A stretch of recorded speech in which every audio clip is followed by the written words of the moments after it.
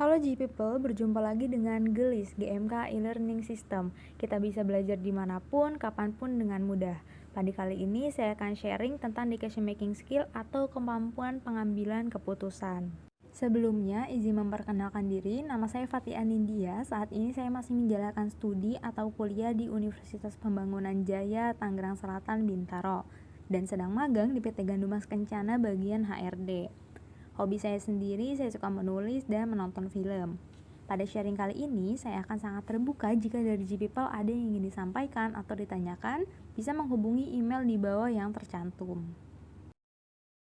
Oke, masuk ke topik pembahasan yang akan saya sharing. Ada beberapa topik terkait decision making, yaitu 1.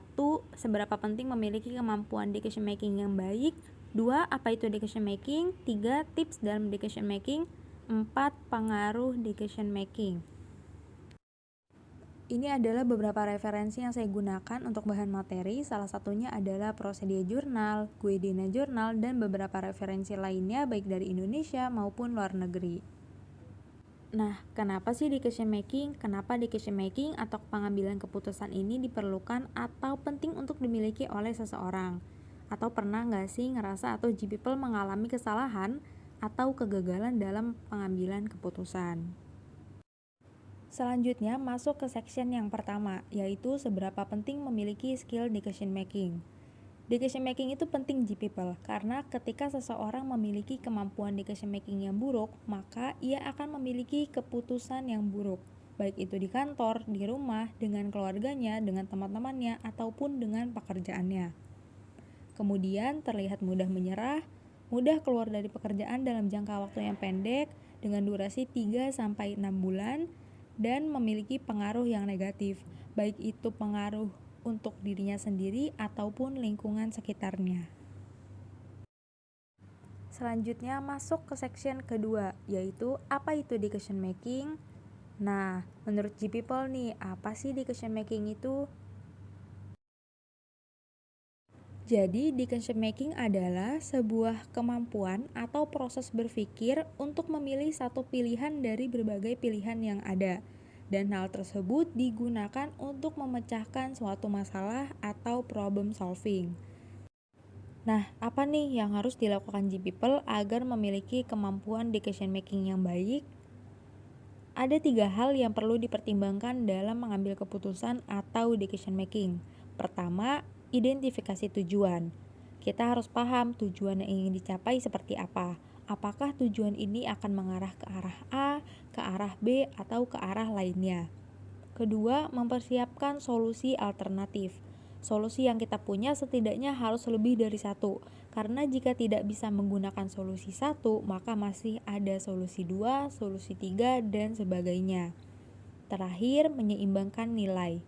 Kita harus menyeimbangkan nilai-nilai yang ada, nilai kebudayaan, nilai keagamaan, nilai sosial. Misalkan, nilai kebudayaan harusnya boleh, sedangkan nilai keagamaan tidak boleh. Nah, dari pertimbangan dua nilai tersebut harus diseimbangkan sekiranya apa yang lebih baik untuk diikuti di setiap permasalahan yang ada.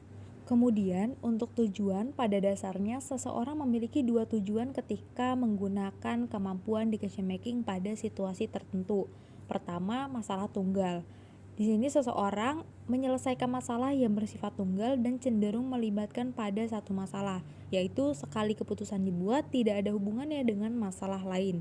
Kedua, masalah ganda atau lebih. Di sini seseorang menyelesaikan masalah yang bersifat ganda, sehingga keputusan ini dapat menyelesaikan 2 atau lebih masalah dalam satu waktu. Lanjut ke section yang ketiga, yaitu tips dalam pengambilan keputusan. Salah satu metodenya adalah Rational Model of Decision Making, yaitu metode pengambilan keputusan berdasarkan logika, objektif, dan sesuai data berdasarkan step by step atau langkah demi langkah, atau bagaimana kita mampu mempertimbangkan keputusan secara rasional dan tepat. Tahapan yang pertama yaitu intelijensi, kemudian kedua desain, ketiga choice, dan keempat review. 4 tahap ini akan kita bahas di slide selanjutnya. Pertama, tahap intelijensi, yaitu proses membuat sebuah keputusan menggunakan kemampuan kognitif atau berpikir untuk mengidentifikasi situasi baru yang sedang terjadi.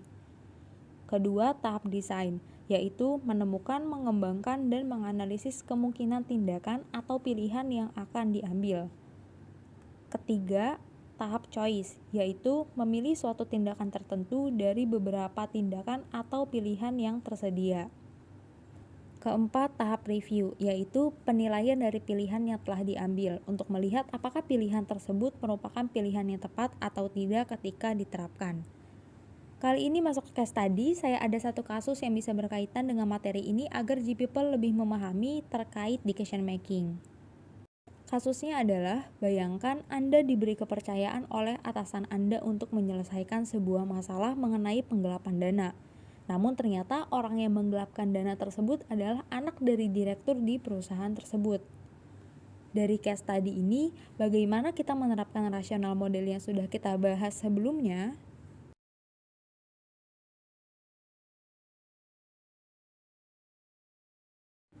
Nah, G-People ini adalah contoh penyelesaian dan perbedaan dari keempat tahapan rasional model yang sudah kita bahas. Tahap pertama, intelijensi. Tahap ini bagaimana kita menemukan ide untuk situasi yang sedang terjadi. Berdasarkan kasus tadi, idenya adalah melaporkan kepada pihak tertentu. Kedua, desain. Tahap ini kita sudah membuat planning dari ide yang sudah ada. Misalkan planning 1 melaporkan langsung ke atasan, planning 2 memberitahu kepada rekan kerja terlebih dahulu, planning 3 membuat laporan untuk atasan dalam bentuk surat. Kemudian ketiga, choice. Tahap ini kita memilih planning terbaik dengan risiko terendah.